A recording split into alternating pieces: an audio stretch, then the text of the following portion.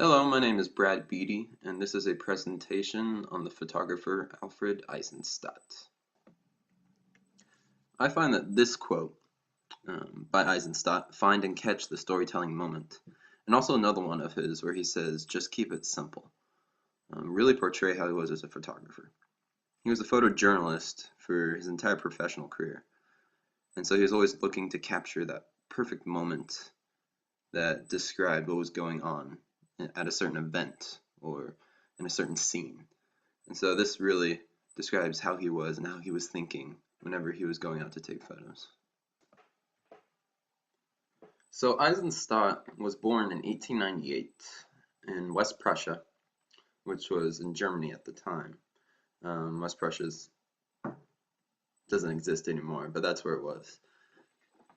His interest in photography came about on his 14th birthday in 1912 when he received his first camera, an Eastman Kodak folding camera, from his uncle. His interest in it dwindled pretty quickly as he didn't continue taking pictures for very long. In 1916, Eisenstaedt was drafted into the German army in the midst of World War I. His service, however, came to an abrupt end in December of 1917, which was when he was actually hit by shrapnel during a British shelling in the Second Allied Western Offensive. He nearly lost both his legs and almost lost his life. When Eisenstaedt returned home from the war, he picked up work as a button and belt salesman. In the early to mid-1920s, Eisenstaedt's interest in photography was revived when he discovered the Erminox camera. This camera was compact and worked well with available light, which made it perfect for candid shots.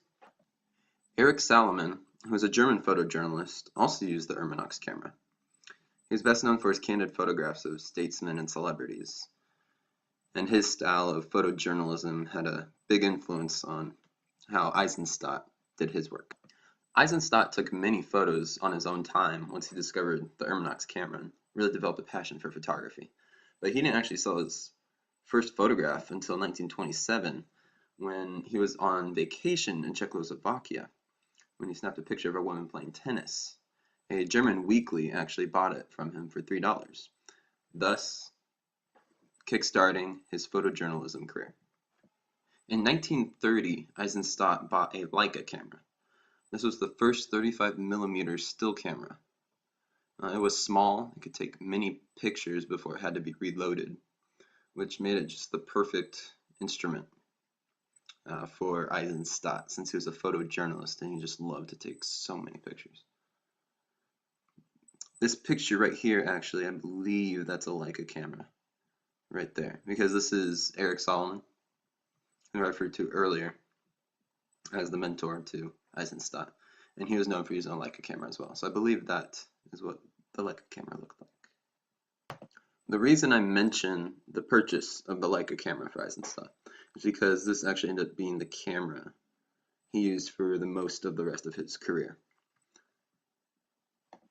This self-taught hobby for Eisenstaedt and just his passion actually later led to a long and just fabulous career for him.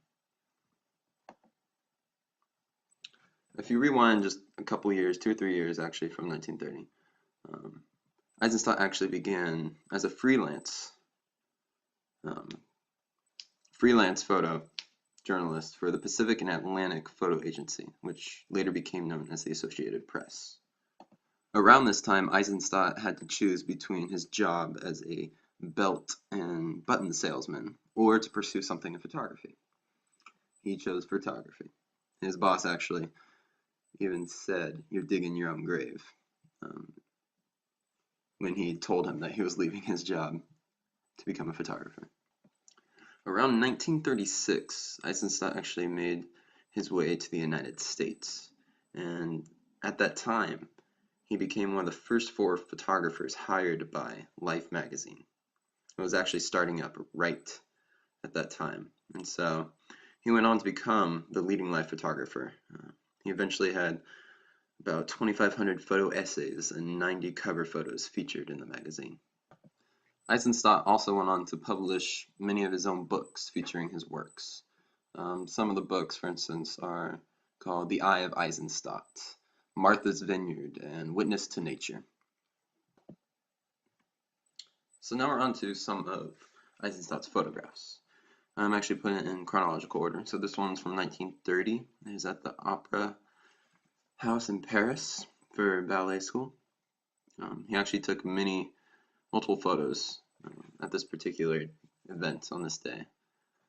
But this is one that I decided to show you. And if you notice, in 1930, it was about that time that he got his first Leica camera. And so all these photos that you'll be seeing were used by the Leica camera and were printed in silver print. This photo, the ice skating waiter, what's interesting about it is that he caught him in motion.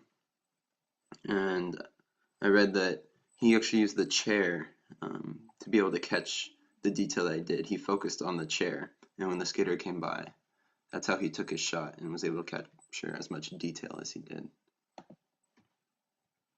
And here's another one of his works. It just shows, just him as a photojournalist. I mean, he's taking pictures of, at a pool in a cafe. Not many people will take a picture of that, but it's a unique scene, and it just fits his style. This one, we actually were shown in class, at least I was, about Joseph Goebbels, who was the minister of propaganda for Adolf Hitler. And this was actually the look that he gave to the camera when he found out that Eisenstaedt was a Jew. And the interesting thing is that Eisenstaedt actually had a picture of him just shortly before, of him smiling like a normal, happy guy. But it just shows the hatred that he had for Jews and what was coming in the future in Germany. This photo, Eisenstaedt gives credit to the woman who was actually looking somewhat towards the camera, because otherwise he says it wouldn't have been a good photo at all. But since that one woman is looking in the direction of the photo, it's actually what gave it a little bit of significance. Otherwise, he may not have published it, he said. As the title says on this one, this is a meeting between Mussolini and Hitler in 1934, and it just goes along with his style of photojournalism, recording events that are happening. This is a little boy on the side of the road selling Coca-Cola. And the next photo you'll see is like a very similar style as well.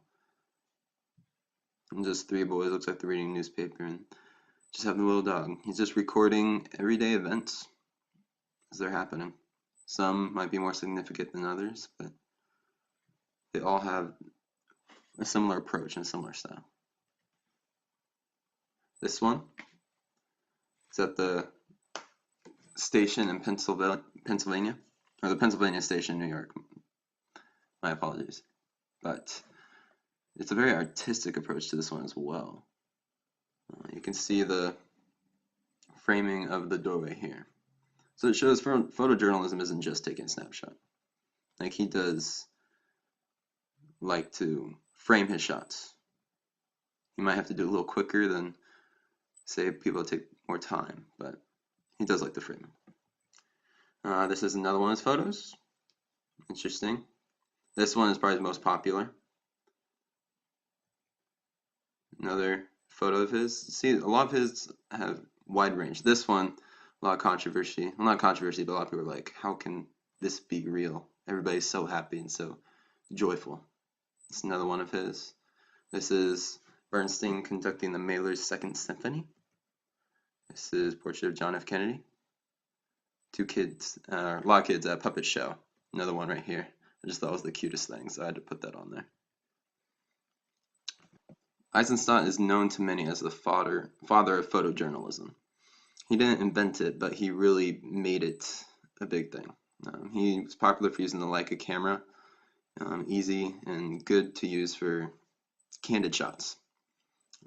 And his motto is just really keep it simple. Don't complicate things. Use available light. And that's the big impact that he had on photojournalism.